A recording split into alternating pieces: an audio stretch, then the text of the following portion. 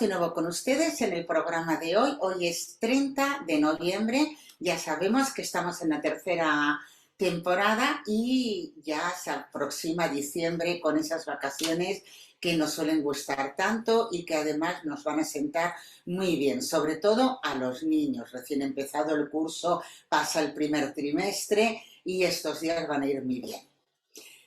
En estos días se habla mucho de educación, pero menos de maestros y todavía menos de cómo enseñar. Todo el mundo, ajeno a la educación muchas veces, tienen fórmulas mágicas. Qué casualidad, muchas de estas fórmulas a veces incitan a gastar más dinero, pero probablemente se olvide muy a menudo que la mejor educación la da un buen maestro con un buen libro. Desde este programa nosotros queremos difundir nuestra manera de enseñar, cómo a través de un texto se puede enseñar lengua. No hace falta dividir la lengua, que si ahora hacemos una clase de ortografía, el famoso dictado, ahora hacemos una clase de expresión, otra de comprensión lectora, otra de gramática. Entonces, ¿qué hacemos con los niños que no siguen a la clase? Un buen maestro integra a todos los niños a la vez y les pide según sus aptitudes y lo que puedan dar de sí. Cada vez tenemos unas clases más heterogéneas, con niños heterogéneos que vienen de ambientes heterogéneos o de, digamos, entornos heterogéneos y además pues con intereses también muy variados, y nosotros como maestros tenemos que aprender maneras de enseñar que estén avaladas científicamente y que sabemos que es la correcta, dentro de que puede haber muchas correctas. En programas anteriores habíamos estado hablando de textos para educación infantil y para primer ciclo de primaria, y les estuvimos anunciando que prepararíamos uno para ciclo superior de primaria. Esto es quinto y sexto, los cursos de quinto y sexto. Entonces, hoy en la reflexión de Ana tendremos un texto que es una mitología, es la leyenda de Sigurd.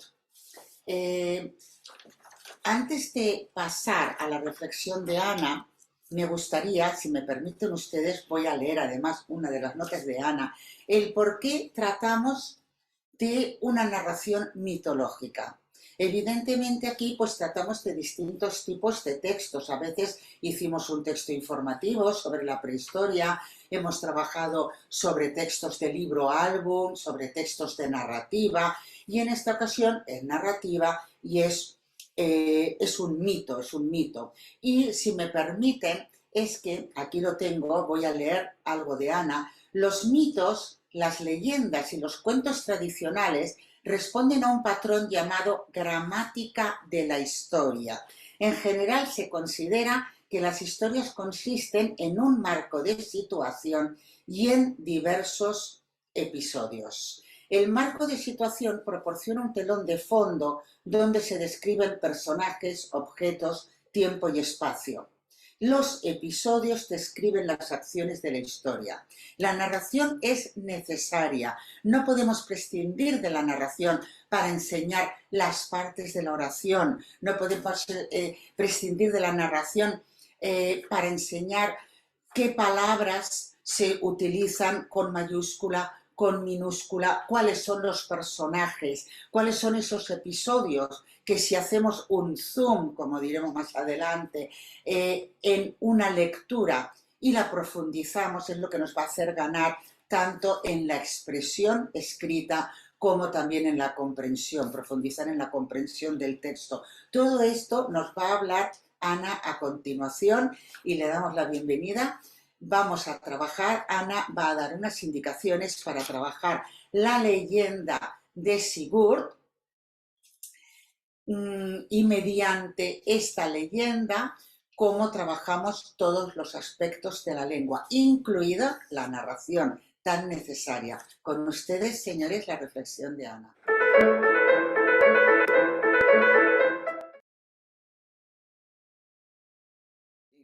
Bueno, en este caso es un ejemplo sobre una historia que elaboramos a partir de la leyenda de los Nibelungos de Sigurd. Este es como es un PowerPoint, lo he dejado en catalán, pero yo creo que lo traducimos si se entiende. Esto está hecho con niños de sexto de primaria, de la Escuela La Viña, y se hace todo un trabajo sobre el origen del mito. Hay una primera lectura, hay una tabla de categorización, como hemos visto, los personajes, los lugares, el tiempo, el problema, etc. Está toda la cuestión de los episodios, está la cuestión del tarot, porque en este caso se hizo tarot, ya lo vamos a mostrar. Hay preguntas de comprensión, hay preguntas de la anáfora, hay la narración, digamos, como medio para entender toda la situación, y hay también una autoevaluación, pero esa estaba en construcción y yo la he dejado en construcción porque es más una cuestión de la escuela misma. En cuanto al origen del mito de Sigurd, se hace todo un trabajo sobre de dónde sale el país. Digamos, es una leyenda escandinava, la versión más conocida o más difundida es de Tolkien, es la leyenda de Sigurd y Gudrun, y hay una estatua de Sigurd a Bremen, o sea, es una de las historias escandinavas conocidas, digamos. En este caso hay una primera lectura que se hace, como hemos dicho, a partir de la visualización de la imagen, y se explica toda la leyenda del personaje de Sigurd. Los niños preguntan qué son los caracteres rúnicos, que son los caracteres rúnicos porque estaba escrita con caracteres rúnicos, y el adulto explica, define qué es la pregunta esta que hacen los niños. La tabla la tabla de categorización tiene que ver con este tipo de elementos, digamos, que ya hemos dicho que sirven para analizar la narración, que son el héroe. En este caso está representado en el tarot de cuentos por una redonda de color rojo, los amigos, dos redondas de color rojo, los obstáculos, una redonda de color negro, los enemigos, dos de color negro, los índices por los cuales se da cuenta de que lo bueno, lo malo que va pasando, los lugares, dos redondas, el triunfo y el final feliz. Esto es una manera de abstraer para categorizar todo lo que es el cuento, digamos. Los niños para eso tienen que, y esto sí lo han hecho ellos, digamos, saber quiénes son los personajes, cuáles son los conflictos, cuáles son los lugares, cuáles son los objetos con los que se trabaja, cuáles son las ayudas que en este caso el personaje recibe, digamos, ¿no?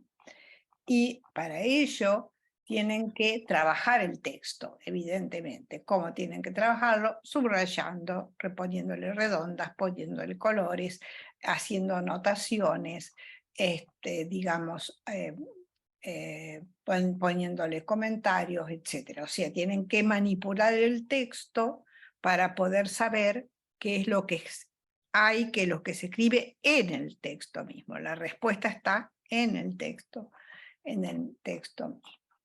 Así es como ellos proceden, en todo caso, para ir dándose cuenta de cuál es, digamos, el poder que tiene, porque el enano Regime es un traidor, porque cuáles son las aventuras de Sigurd, porque necesita ayuda Gunnar, porque Brunilda cuál es el papel que tiene, etc.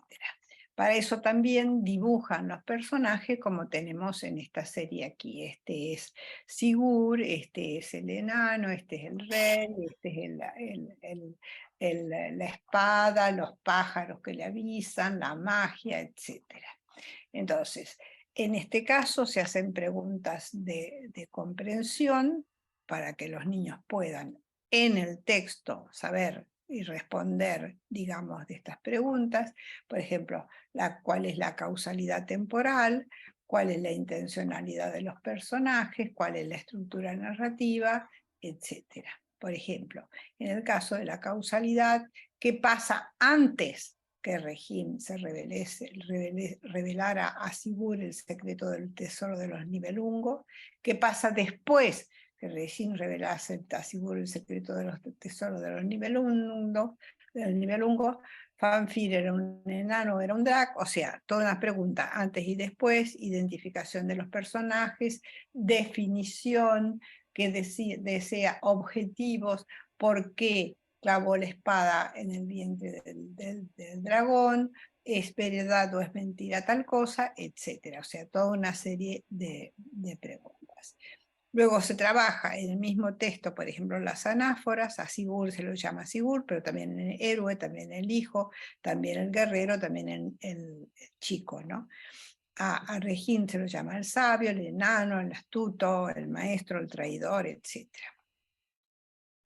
La narración no es explicar un cuento, no es leer, pasar un tiempo, no es solo aprender a leer algo, sino como dice Jerome Brunner, los seres humanos organizamos la experiencia, la memoria, la vida misma sobre la base de la narración, sobre historias, sobre mitos y sobre razones para hacer algunas cosas o no hacerlas.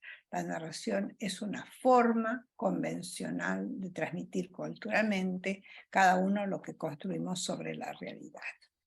Este trabajo que se hace, digamos, sobre la historia de Sigurd, como pueden ver en este esquema, este es el texto, está escrito en catalán, y esto son las relaciones y digamos, la marcación, la señalización de cada caso, si es un conector, si es un personaje, si es el nombre de un lugar, si es un verbo que está indicando un tiempo, etc. Bueno, estas son las experiencias que quería mostrar. Las dos, como podéis ver, tienen que ver con el trabajo que se hace, digamos, respecto a la narración, ¿no es cierto, Pili? Y que tiene que ver básicamente con analizar, hablar sobre el texto y hablar dentro del texto. En el texto mismo ir, digamos, analizando cuáles son las formas de expresar la anáfora, cuáles son las formas de expresar los personajes, la situación de espacio y tiempo, los conflictos, la resolución de los conflictos, etcétera, etcétera.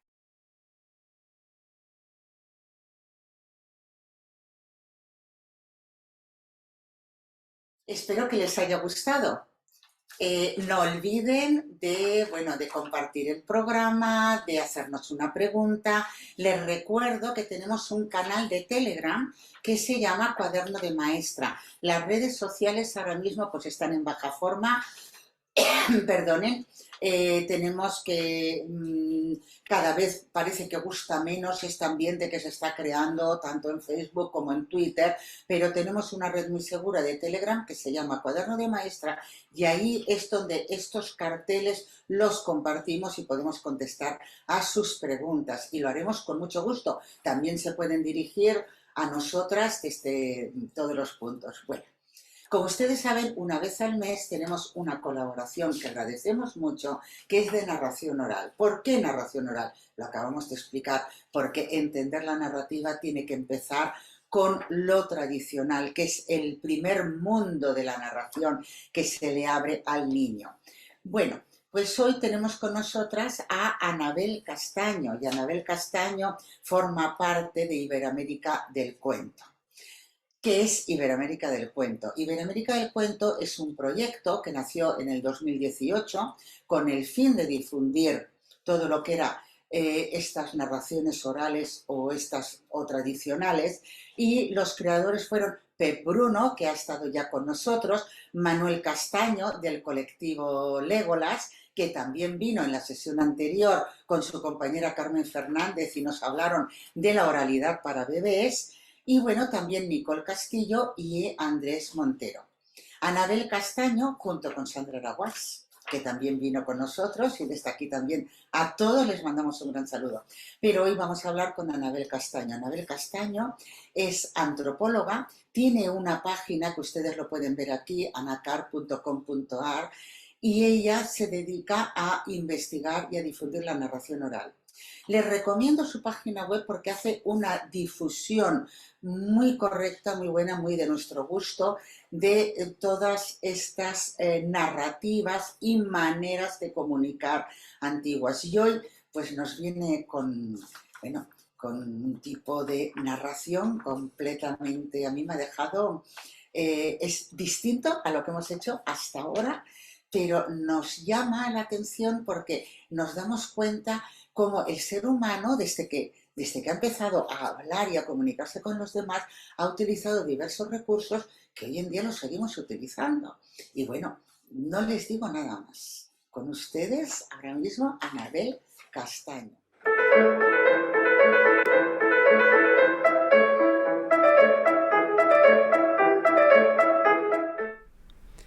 Hola Pilar, muchas gracias por esta invitación y mi nombre es Anabel y así como Manuel y Pep vengo a hablarles de oralidad. En este caso de oralidad y antropología, ya que esa es mi otra personalidad, digamos. Soy antropóloga, arqueóloga y trabajo en un museo y ahí también hago narración oral. Y desde hace unos años estoy investigando cuentos que están vinculados a otras prácticas.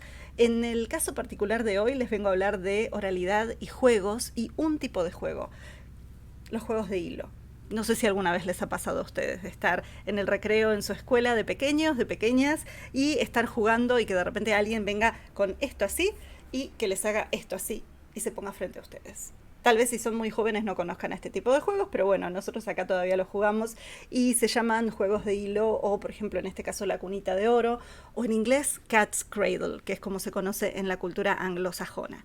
Este tipo de juegos, que a veces se hace de a dos o de más personas, también tienen variantes que son individuales y que cuando una persona está armando una figura puede estar dando pie a distintas formas que van a permitir crear una figura final, muchas veces con algún efecto en particular, como por ejemplo este mosquito que vuela y cuando lo matamos se va. Los juegos de hilo tienen algo muy maravilloso porque no hay cultura que no los haya jugado y muchas veces son formas de desarrollar destrezas en los dedos y en las manos. Lo cierto es que hay culturas, por ejemplo acá en América, que utilizan los juegos de hilo también para contar historias. Y a medida que van armando una figura, esta figura lo que les permite es, digamos, les da pie para ir contando una cierta historia y tal vez por cómo se mueven los dedos o por cómo se mueven los hilos, la historia va a ir avanzando o retrocediendo. Yo acá necesito mirar a veces mi mano porque si no vengo haciendo trampa, pero por ejemplo figuras como esta que van apareciendo nos permiten tal vez llegar a una historia o a una figura en particular que cuando se termina de armar permite, por ejemplo, que esta figura remita a un paisaje o remita a algo que sucedió, un hecho que sucedió. No es algo que está escrito, pero estos juegos de hilo lo que permiten es guardar esa memoria en forma tridimensional, una forma memotécnica que rompe tal vez con esta mirada occidental de la escritura. Los Rapa Nui en la isla de Pascua hacen el Kai Kai, que es una forma de canto y narración, donde usualmente arman la figura y después cuando terminan de armarla van narrando y cantando la historia que está vinculada a esa figura. Y cada figura obviamente está vinculada a una historia diferente. La figura que les traigo hoy es una figura que se llama la pata de gallo o en el hemisferio norte la pata de águila. Y tal vez la conozcan. Hay muchas formas de hacerla, pero esta es una. Lo que vamos a empezar es con un hilo, un cordón, violín, lo que ustedes tengan, un hilo de lana tal vez. Y yo para que tomen la medida va del pulgar a mi codo. Del pulgar al codo, 4 vueltas, esa es la medida perfecta para una persona adulta. Si ustedes lo están haciendo para un niño o una niña, fíjense la medida de sus manos en relación al pulgar y el codo, ¿no? Y entonces eso les va a permitir poder darles el hilo correcto. Y a partir de ahí vamos a empezar, y casi todos los juegos de hilo, no importa si estamos hablando de juegos de Nueva Zelanda o de Alaska o de el hemisferio sur de la Patagonia, empiezan la mayoría con esta posición, ¿sí? El hilo va a estar pasando detrás del meñique, detrás del pulgar y por el medio de la palma, adelante del anular, el mayor y el índice, ¿sí? Y lo mismo pasa con la otra mano. Yo ahora las pongo una al lado de la otra para que ustedes puedan ver. Pero una vez que tienen el hilo así, enfrentado, lo que vamos a hacer es con el índice de la mano dominante de ustedes, yo soy diestra así que voy a usar mi mano derecha, el dedo derecho índice va a ir a buscar el hilo que está en la palma del de la mano izquierda. Cuando tira, antes de terminar de tirar, yo lo que voy a hacer es hacer girar mi índice, lo muevo así para que se acomode bien al fondo, ¿sí? Lo voy a hacer girar mi índice como hacia afuera, hacia ustedes. Entonces fíjense lo que voy a hacer, ¿eh? Voy a girarlo 1, 2 veces, ¿sí? Me va a quedar el hilo así. Y ahora con mi otro índice, que todavía no tomó nada, no fue a buscar ningún otro hilo, va a venir a buscar el índice, el hilo este que está adelante de el meñique, el mayor y el anular, pero va a venir a buscarlo aquí, este que quedó como entrecruzado. Una vez que lo tenemos, fíjense cómo queda la mano, fíjense cómo queda la figura desde arriba, más o menos.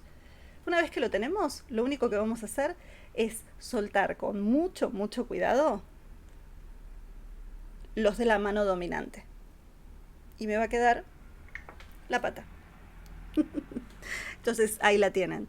Tal vez un paracaídas también, depende de si están contando un cuento de libro y algún cuento más contemporáneo. Pero si están contando una historia tradicional, esto tal vez puede llegar a ser el inicio del gallo Quirico o del medio pollito, que tenía solamente una pata. Y ahí, ahí tienen una historia nueva para contar. Bueno, espero que les sirva y las saludo a todos los que están viendo. Ya hemos dicho antes, al principio del programa, que se habla poco de profesores. Y desde este espacio lo que pretendemos es pues, poner en consideración el valor de los buenos maestros. Estos con los que contamos en nuestro país, que tenemos muy buenos maestros, muy buenos docentes, y pensamos que no se les valora lo suficiente. Y hoy tenemos con nosotros a un profesor que es Cristian Nadal.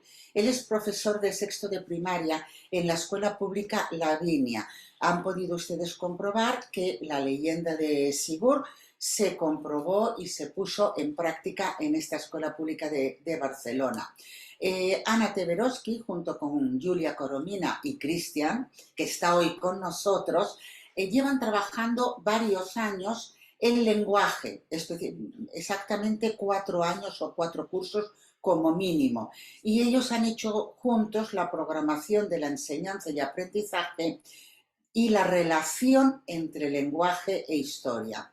En esta entrevista, Cristian nos va a explicar cómo aborda la enseñanza de la lengua con su curso de ciclo superior, este año creo que es el 6º, en todos los aspectos, ya son las funciones, las formas del texto y la historia. Esta entrevista se realizó el 22 de noviembre y la habíamos preparado para este programa, la hicimos en Barcelona y ahora pues con ustedes vamos a ver.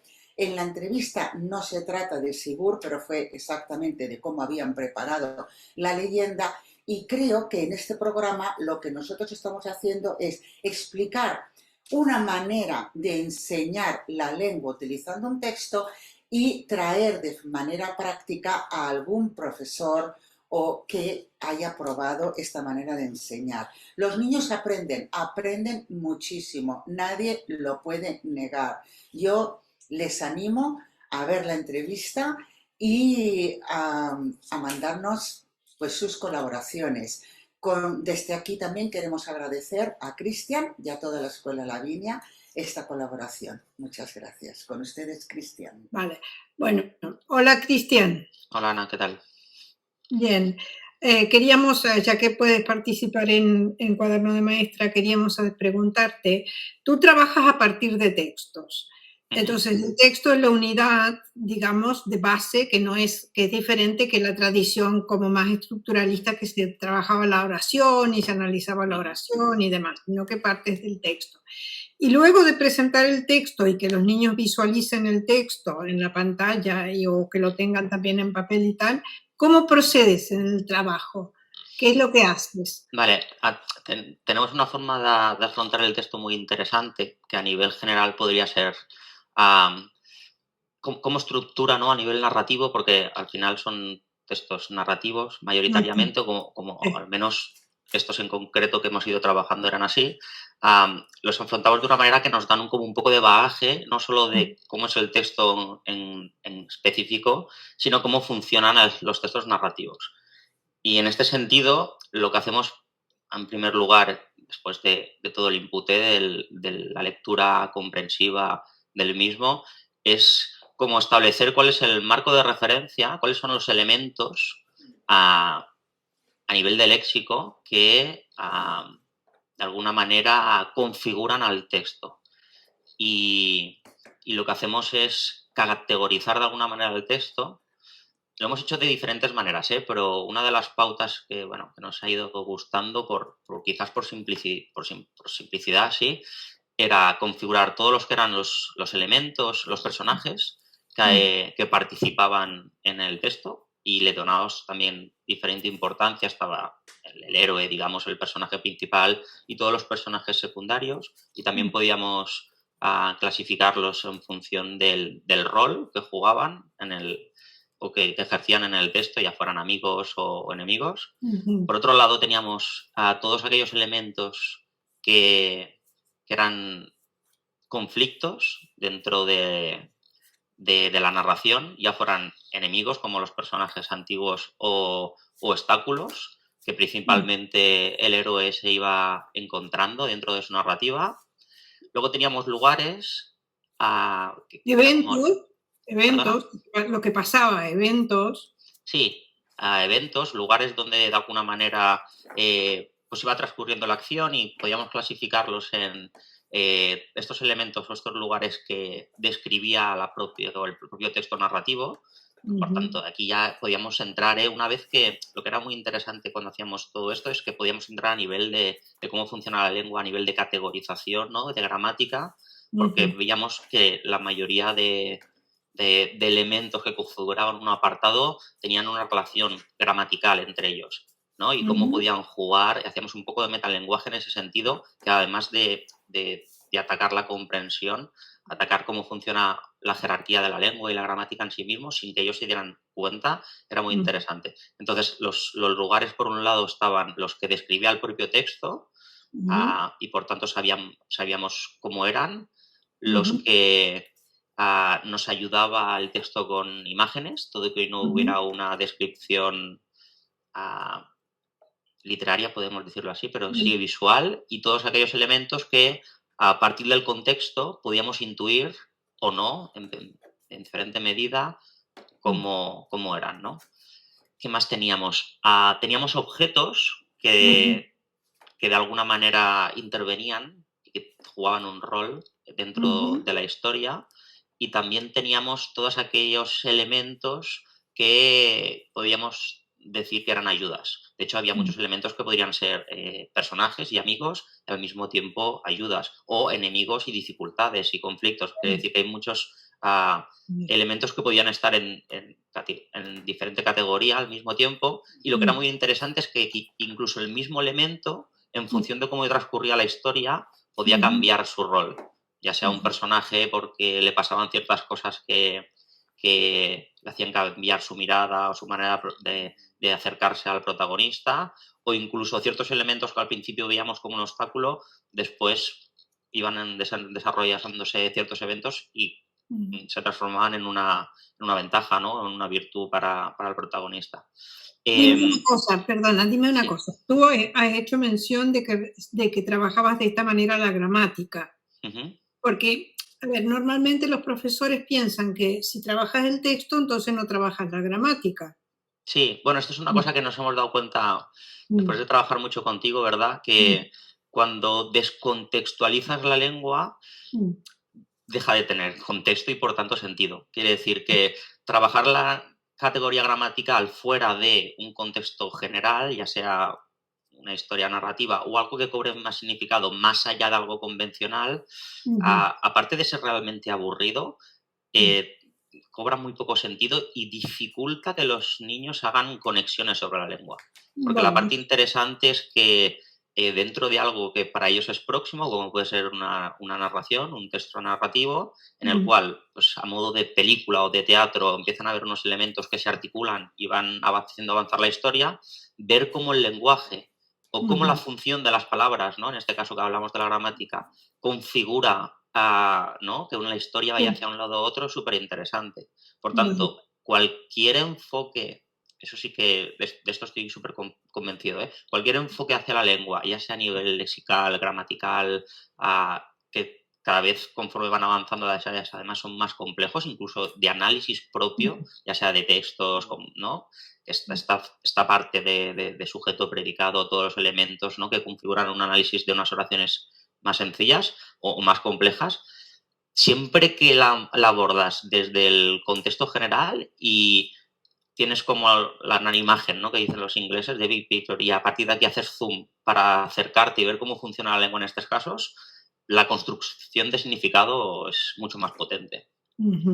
Que explicaras esto de la relación con la gramática, porque normalmente, ya te digo, se trabaja el texto, entonces no se trabaja la gramática, porque hay esa idea de la gramática de la oración, ¿me entiendes? Sí, bueno, de hecho, esto lo hemos hablado muchas veces, que antiguamente trabajábamos el análisis de oraciones, lo que viene siendo el sujeto, el predicado y todos los elementos que lo configuran, pues como lo trabajan los libros de textos, ¿verdad? O sea, una oración simple, allí suelta, y tienes que analizarla. Y entonces, claro, ¿qué utilidad tiene esto? Porque realmente la frase es suficientemente simple para entenderla. Pero cuando estás dentro de un texto y cuando ves que las palabras que utilizas de alguna manera dan significado a lo que entendemos y a cómo avanza la historia. Claro, exacto. Por ejemplo, digamos, los nombres propios que van como nombres de personajes, o las acciones de lo que ha pasado, ¿no? ¿Es eso te refieres? Sí, incluso cuando, por ejemplo, cuando hablamos de los escenarios o de los lugares, para saber cómo eran, ¿no?, y describirlos, tenemos que ir a unas ciertas palabras, ¿no? ¿Qué son las palabras que nos ayudan a entender cómo son estos elementos, ¿no? Claro, y cuando tenemos toda esa lista, porque se hace de manera natural, sin pensar que vamos a buscar adjetivos o incluso, ¿no?, adverbios de manera y tal, después es como más fácil o tiene más sentido categorizarlas. Quiero decir, si tú le explicas al niño que los adjetivos son estas palabras que nos ayudan a entender o a describir los objetos, pues estaría bien, pero si lo haces al revés y a partir de qué palabras en el texto nos dan la información de cómo son las cosas, las encontramos y luego establecimos nosotros las conexiones, pues claro, el acercamiento a cómo funciona la lengua es mucho más interesante. De acuerdo. Entonces, luego tienes, porque lo que yo me acuerdo que tú lo que solías hacer era etiquetar el texto, es decir, ponerle etiquetas, decir, esto es una definición, esto es una descripción, esto, ¿no? Sí, bueno, lo que nos ayudaba mucho es aprender a categorizarlo en el sentido de hacernos la pregunta inversa, ¿no? ¿Qué nos está explicando el texto aquí? ¿Sí? O sea, si tuviéramos que hacer una pregunta para que nos contestara el texto, ¿esto cuál sería? ¿Qué está pasando? ¿Quiénes son los personajes o los elementos que intervienen? O podría ser incluso a qué se debe que esto haya pasado, ¿no?, cuando queríamos establecer causalidad. Era de alguna manera como buscarle títulos constantes a la información que recibíamos. De hecho, esto era una manera de aproximarnos al texto, y otra era dividirlo por episodios, que cuando teníamos textos narrativos también era muy interesante, porque aparte de abordar todos los signos de puntuación, en el sentido de cómo separamos las ideas, ¿no?, cómo las conectamos, incluso a nivel de conectores y de otro tipo de palabras, cuando separamos, ¿sí?, como si fuera un teatro y bajábamos el telón y cambiamos el escenario, o cuando decimos que aquí podemos poner un capítulo y por qué lo separamos aquí y por qué no en otro sitio.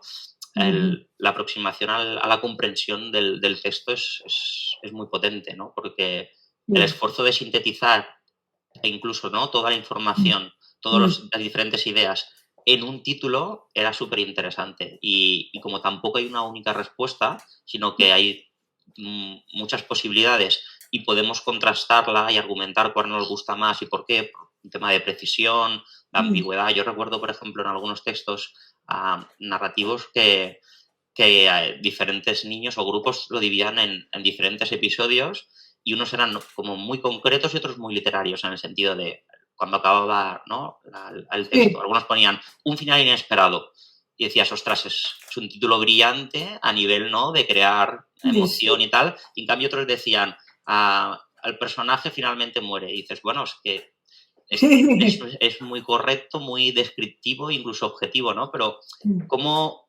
agrupamos significados y qué título le ponemos para resumir las ideas? Es un trabajo súper potente y que ayuda mucho también a la comprensión. Claro, exacto. Vale, vale, ok. Es decir, es como hacer un comentario sobre el texto para ir categorizándolo, ¿no? Sí. A nivel más general sería ponerle título a los episodios y claro, cuando teníamos cierto conocimiento de cómo funcionaba toda esta estructura narrativa, podíamos ir a etiquetarlo de una manera mucho más potente, ¿no? De elegir todos los personajes, cómo articulaban entre ellos y podíamos ir a buscar a que los me suelo en catalán, las acciones que pasaban, los hechos, cómo avanzaba el texto y cómo se articulaba. Claro, nos dábamos cuenta que lo que íbamos a buscar eran los verbos, ¿no? Porque era lo que nos hacía avanzar y que todos estos elementos que habíamos buscado anteriormente se articulasen entre ellos, ¿no? O sea, que las preguntas tienen ese sentido, las preguntas que se le hace al texto. Sí. Por un lado, ¿qué unidad de información o qué palabra te está dando qué significado y entre ellas qué relación hay? Entonces, claro, estás haciendo... Relación, pero sí, sigue. Sí, que por un lado es como hacer un análisis como muy macro, ¿no? De qué significado general tiene todo esto, ¿no? El autor, cuando está escribiendo todo esto, qué idea principal nos quiere transmitir, y esto es un ejercicio muy potente, y luego vamos a desglosar todas estas ideas en pequeñas ideas, ¿no? Que la conforman, que la articulan. Entonces podemos ir a buscar como cosas más concretas, que es lo que decíamos como marco de referencia, ¿no? Es como si estuviéramos analizando por un lado el esqueleto y todas las palabras que lo forman, ¿no? Son los huesos y después cómo se articulan entre ellos para que el texto avance y evolucione, ¿no? Y es como, yo lo veía así al menos, como un análisis como muy micro de todo el lenguaje y íbamos haciendo el zoom cada vez más grande hasta llegar a la cantidad de información más amplia que podría llegar a ser un episodio y buscábamos el título. Pero claro, cuando habías hecho el análisis tan, ¿no? ¿Cómo decirlo? Específico de todo, como que entendías mucho más claro la intención de esa información, ya sea porque era una descripción, ¿no? Del personaje que necesitamos saber cuáles eran sus motivaciones porque después le pasarían cosas, o porque había un conflicto allí, ¿no? Que necesitábamos o que veíamos una causa que provocaba, ¿no? Una serie de reacciones. Y entonces, cuando haces el análisis de estas cosas como más pequeñitas, el ir a buscar el significado general o el episodio sale de manera como mucho más natural. Natural, vale, ok. Por ejemplo, bueno, tú dices, entonces, digamos, por ejemplo, cuando tú le preguntas al texto sobre un personaje, ¿cómo es? Te salen los adjetivos, te salen los adverbios y tal. Cuando le preguntas las relaciones, te salen los conectores. Sí, normalmente, ¿cómo lo hacíamos esto realmente? Esto es todo por hoy. Esperamos que hayan disfrutado.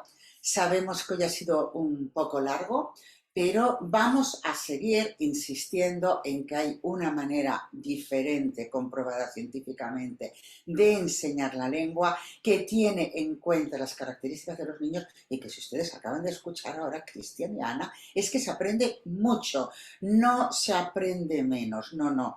Se profundiza que ya muchos adultos quisieran haber podido estudiar de esta manera. Estamos con ustedes en nuestro próximo programa. Les pedimos pues el like, el amor, que nos vuelvan a visitar, que nos hagan comentarios y muchas gracias por estar con nosotros.